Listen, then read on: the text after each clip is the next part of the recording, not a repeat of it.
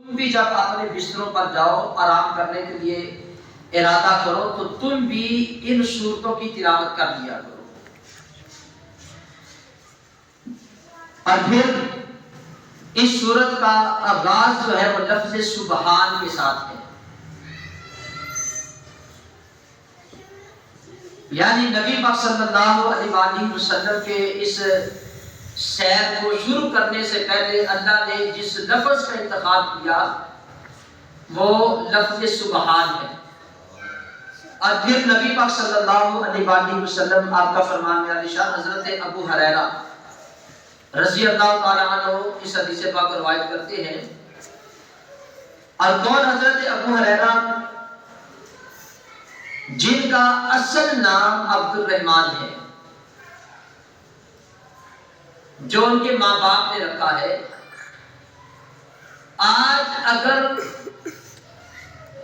ان کو یہ شہرت ملی ہے، آج ہر مسلمان ان کو جانتا ہے تو یہ اس نام سے جانتا ہے جو نبی پاک صلی اللہ علیہ وسلم نے ان کو عطا فرمایا. یعنی ماں باپ نے جو نام رکھا وہ عبد الرحمن. اور یہ وہ نبی پاک صلی اللہ علیہ وسلم کے صحابی ہیں کہ جنہوں نے حضور کی بارگاہ میں عرض کیا تھا کہ یا رسول اللہ، میں آپ کے پاس بیٹھتا ہوں، آپ کے کلام کو سنتا ہوں، آپ کی حدیثوں کو سنتا ہوں، باہر سے وفد آتے ہیں، ان کے ساتھ آپ بات چیت کرتے ہیں، حضور اس بات کو سنتا ہوں، لیکن میرا حافظہ کمزور ہے، مجھے بھول جاتا ہے. یا رسول اللہ، میں آپ کی بارگاہ میں عرض کرتا ہوں کہ آپ مجھے حافظہ عطا فرمائیں. صحابہ کا کتنا خوبصورت عقیدہ ہے. صحابہ کا عقیدہ یہ ہے کہ اپنے محبوب کو عطا کرتا ہے اور اللہ کا محبوب پھر آگے تقسیم کرتا ہے. اور بخاری شریف کی حدیث پاک بھی ہے، نبی پاک صلی اللہ علیہ وسلم نے فرمایا کہ واللہ یؤتی وانما انا قاسم. حضور فرماتے ہیں کہ اللہ مجھے عطا کرتا ہے اور پھر میں آگے تقسیم کرتا ہوں. سبحان. تو نبی پاک صلی اللہ علیہ وسلم نے حضرت ابو ہریرہ کو یہ نہیں کہا کہ ابو ہریرہ تو کیا بات کر رہا ہے، دینے والی ذات تو اللہ کی ذات ہے، اللہ سے مانگ، مجھے تو کہہ رہا ہے. نبی پاک صلی اللہ علیہ وسلم نے فرمایا کہ ابو ہریرہ اپنی چادر آگے بچھا، چادر ادھر رکھ. حدیث پاک کا مفہوم ہے، لفظ ہے. حضور فرماتے ہیں کہ چادر رکھ. حضرت ابو ہریرہ نے اپنی چادر کو بچھا دیا. اب نبی پاک صلی اللہ علیہ وسلم نے 3 بار اپنی خالی ہاتھ جو ہے ان کو یوں فضا کے اندر کیا اور اس چادر کے اندر ڈال دیا. 2 جہاں کی نعمتیں ہیں ان کے خالی ہاتھ میں. حضور نے 3 مرتبہ اپنے لب جو ہے بھرے اور اس کے اندر ڈال دیے. اور حضرت ابو ہریرہ نے کیا کیا کہ ان چاروں کونوں کو پکڑا. حدیث پاک کے اندر آتا ہے کہ اس کو اٹھا کے سینے کے ساتھ لگا دیا. سبحان اللہ. اور یہ لفظ بھی ملتا ہے کہ اپنے سر پہ اسے رکھا، کہ حضور نے حافظہ دیا اسے سر پہ رکھا. اور میں یہ بھی دیکھ رہا تھا کہ جس طرح کوئی بندہ وزنی چیز کو اپنے پیچھے ڈالتا ہے اس طرح انہوں نے کیا. اور پھر حضرت ابو ہریرہ فرماتے ہیں کہ اس کے بعد جو بھی نبی پاک صلی اللہ علیہ وسلم کا میں فرمان سنتا، آپ فرماتے ہیں کہ مجھے کبھی نہیں بھولا.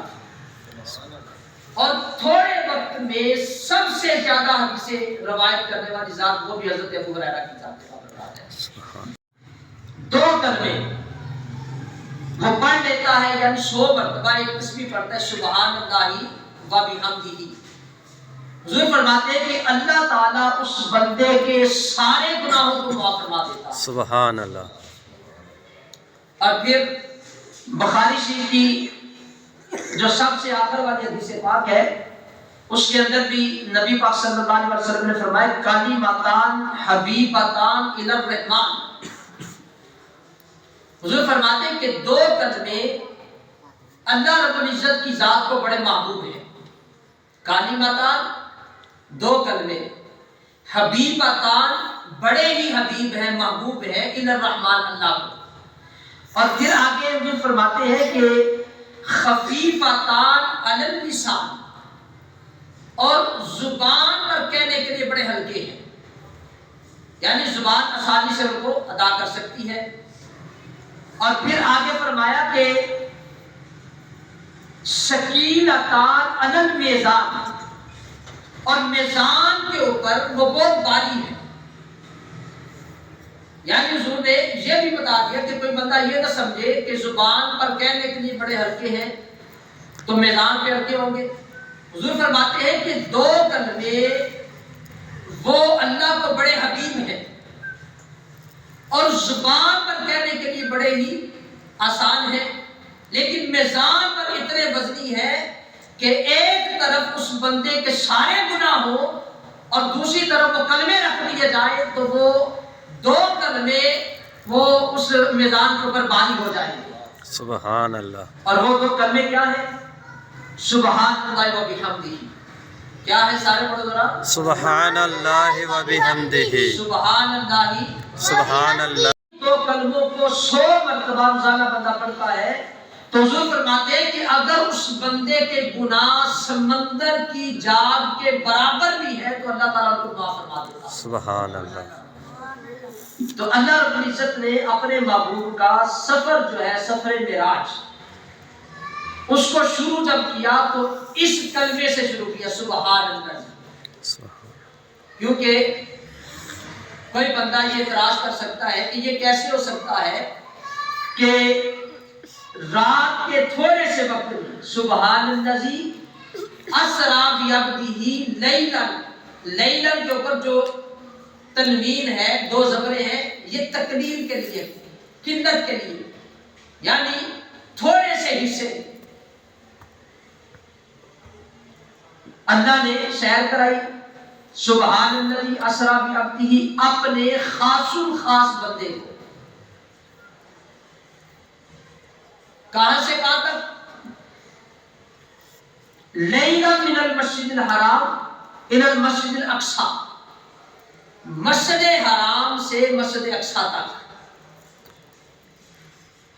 یعنی کسی بندے کے اندر یہ سکت نہیں، یہ طاقت نہیں کہ رات کے تھوڑے سے حصے میں وہ بندہ مسجد حرام سے مسجد اقصی تک جو ہے وہ سیر کرے اور پھر واپس بھی آ جائے۔ تو اللہ رب العزت نے اس کلام کو شروع کرنے سے پہلے فرما دیا کہ کوئی بندہ یہ اعتراض نہ کرے کیونکہ سیر کرانے والی ذات وہ اللہ رب العزت کی ذات ہے۔ سبحان اللہ۔ وہ اللہ کی ذات ہے۔ تو اللہ نے اپنے محبوب کو سیر کرائی، معراج کرایا۔ آج